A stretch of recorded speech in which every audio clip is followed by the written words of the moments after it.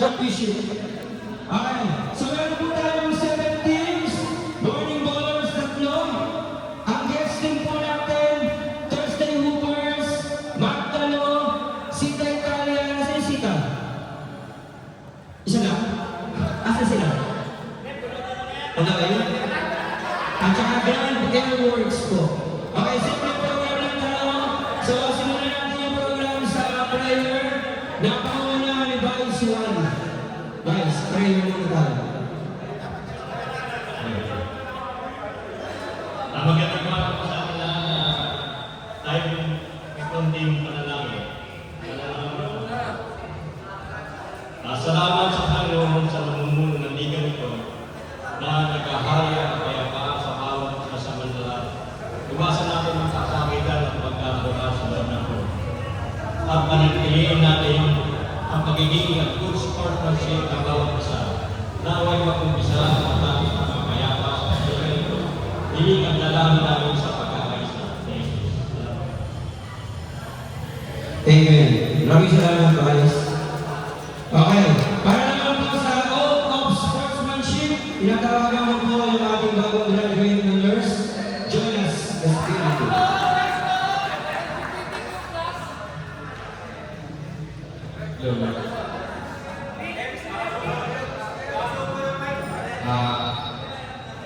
Taas natin yung kamay natin. So, I state your name. Do hereby solemnly swear that I will abide by all the rules of the games, that I will respect all laws and decisions of the referees and team officials, and that I will act at all times as a true sportsman whose desire to win is only second to the love of the game itself. I further solemnly declare that each game is a friendly contest, done in the spirit of camaraderie and true friendship, where we triumph as considerate victors. For losers with grace and determined will to win. To all these ideas, I hereby pledge my wholehearted cooperation and full commitment. So help me God.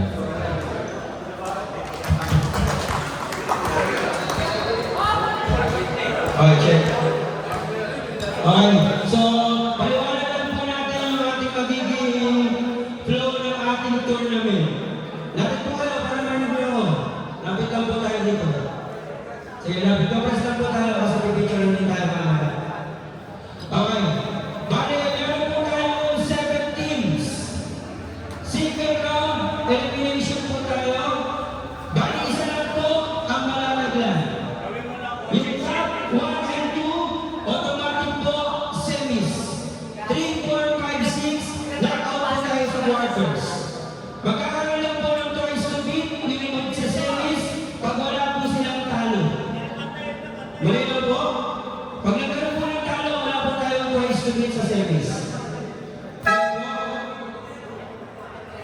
O, tinesting lang, tinesting lang. Okay, tapos po, wala po umaga. Kung sino lang po yung nandito, yun lang po yung allowed maglaro. Pag meron po kayong laro. Yung mga wala po sa opening, kung darating po sila mamaya, hindi po sila makakalaw. Yun po yung rules na i-implement natin. Malinaw po? Malinaw ba? Mga kaya? Malinaw, malinaw? Okay, paliwanag lang yung mga ibang tao na pinapalagan ko si Pres. Glenn Flores. Sir Glenn, i-explain niya lang yung pagkakaiba ng hands ko at saka yung mga penalty. Sir. Ano ang Niniwala ko lang kay aso. Kasi press.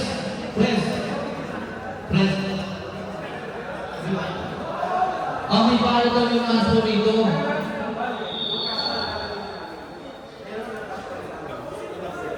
Okay. Parang, mga boss, liniwanag ko lang kasi sabi ko yung press order, hindi pwede lahat ng aso, may bayo. Kasi may mga aso na parang wala masyadong impact, kaya gusto kami kasi napiliwanag ko. Katulad ng clear path, yung advantage, yung clear path, yung transition, pero kailangan mo mag-beautiful, di ba? May mga ganun sitwasyon eh, no? Under last 2 minutes, under last 1 minute, lalo yung kalaban, okay, lamang kayo.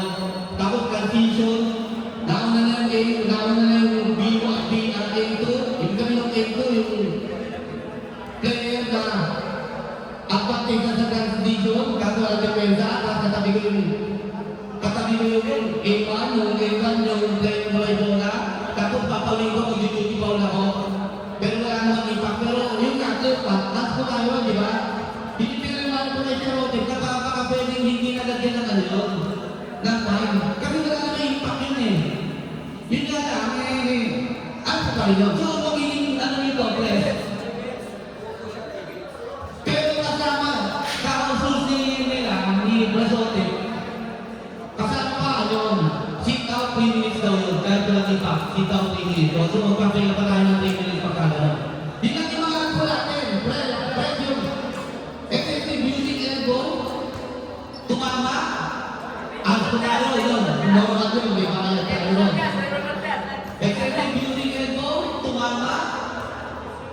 Ang bigat ng impact. Tumawag si referee ng aso. Pero umangal yung kabilang team. Yung tinamaan, umangal. Ang gusto nila, pag-out. Makikita niyo po yung referee pag tumawag ng aso, direct aso.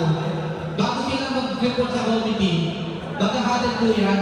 Pag-uusapan nila kung pag-aso lang o pwedeng pang video, pang disqualifying. So, pwede ito po pag tumawag po ng referee mo, regular foul, tapos pag-aso ang tingin nyo, magsisigaw, foul po yan po. Opo. Pwede po i-update ng referee yan. Kung nakita nyo regular foul lang tawag, tapos biglang inansyo ng referee, pwede po yan, ha? Baka magkakakayo, tumawag ng referee ng regular foul, tapos biglang inansyo. Sabi no, unang mong tawag, regular foul, tapos biglang yung inansyo. Hindi po, pwede po i-update yan. Okay po? Ito po. Dito po tayo sa ano? Sa video, disqualifying. Kung tinawag natin sa public staff, pagkatanong po ng sitwasyon, natin nagkatindihan yung dalawang player at ang fighting staff. Kahit hindi po sinundot, binigay. Out po tayo doon, ha? Naliwanag po tayo doon. Nagkakaintindihan po tayo. Out po tayo doon. Pag ibinigay, hindi tumama, out pa rin po tayo doon. Pag tumama, out po pa tayo, hindi ko na po alam yung outsource ng liga ng NPC kung may suspension. Saka may nasahan na sa NPC na po. Okay po? Last na po. Pag kayo po hindi nagkakaintindihan sa gitna ng board, at yung mga kakampi nyo, both teams, ay at kung magsusuntukan o kaya fighting stand, wag na po kayo pumasok sa loob. Wala po pumasok sa loob, wala. Tatlong po ang referee dyan. Yung dalawang player na magsusuntukan, kaya po na tatlong referee kawatin yan. Pero pag nagpasukan po kayo lahat, hindi na po kayo kaya kawatin ng referee, kaya lalo tayo kakagulo eh. Pangalawa, wala po kayong karapatan pumasok pagka may mag-aaway. Wala po. Nasa official po yan. Kahit sabihin niyo po naaawat lang kayo, ay may technical kung mapupunta sa inyo.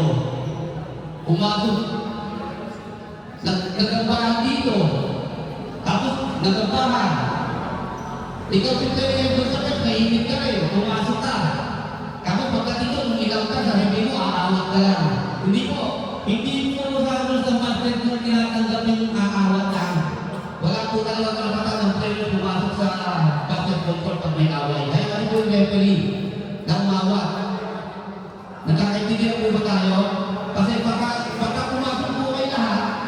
out lahat. So, kung yan, matitira sa piso, mag-aaral na naman kayo. Diba po? Pero ang pinaka-pili ko, pres, hanggang doon lang ba tayo, pres, sa ano? Sa ASPO, yung hanggang pinaka naman dito, eh, no? Yung away ko, yung away. Siguro naman hindi kasi ang season na to, eh. Pang gano'n na, di ba? Yun. Yun lang naman, wala namang parang rules na yun. Wala naman, yun lang sa ano, sa technicality, sa kayong ano. Last na po. Ang technical po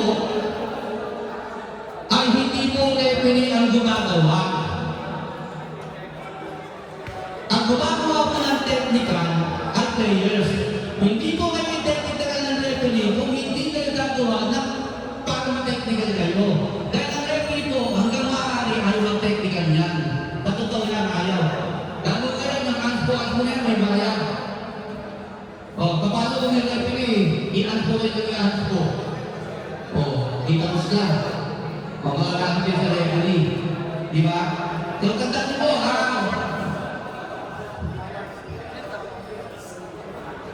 ang basketball po, hindi na po ito, ha? Sa basketball po, at ito na, bawal ang angan. Nasa rules po ng Biblia, bawal ang angan ng basketball. Wala kang pwedeng umangan sa basketball. Kasi po, kaya nga po may technical, kaya nga po tinetechnical ang umaangan. Kasi bawal nga ang angan sa basketball. Ang pwede lang po sa basketball, mga veterano na nalaro na kayo, clarification lang po. Wala pong nakalagay sa FIFA rules na pwedeng umangan. Meron nakalagay doon pag umangan technical. So, clarification lang po. Important na natin kung kaya natin technical eh. Okay po. Pasensya, una pa lang po. Pasensya na kayo. Sa tuloy kayo. Sisiguraduhin ko po sa inyo ang mga referee. Hindi pwede hindi magkamali. Magkakamali at magkakamali yan. At ang referee po ay laging may pagkakamali. So sana po, habaan niyo yung pasensya niyo at ang niya pong tatandaan at ito na po ang pinakamalaga sa lahat. Ang pinakamalaga sa lahat, kahit nagkakamali ang referee, isa lang pinakamalaga. Basta yung mga referee wala pinapanigan. Kahit nagkakamali ang referee po, balis na po ang referee. Wala lang sila papanigan. Ang matamahan po ng referee, magkita sila, may pinapanigan pa sila. O kaya yung pagkakamali ginagawa nila, dahil kasi may pinapanigan sila. Yun lang po ang balis sa referee. Pero yung pagkakamali ng referee po, huwag na natin tinipin yan. Kasama na po sa referee yan. Basta wala sila papanigan. Maraming salamat po. Maraming salamat. Bisa lahat sa Cabinet President Glenn Flores. So, magsimulan na po tayo. So, mag-picture tayo lang muna po tayo kung sino yung mga maglalaro ng first game na alam. Pero, yung mga hapon po hanggang mag-jump ball, papayagan po natin yun. Okay, yung mga hapon po hanggang mag-jump ball, papayagan. Pero pag nag-jump ball na po yung bola, hindi na po. Suspended na po sila na isang laro. So, second game na sila. Okay po? Naintindihan po? Okay, picture tayo, picture tayo. Unahin mo natin yung MBC Team A. Sige, ayos mo kayo, ayos mo.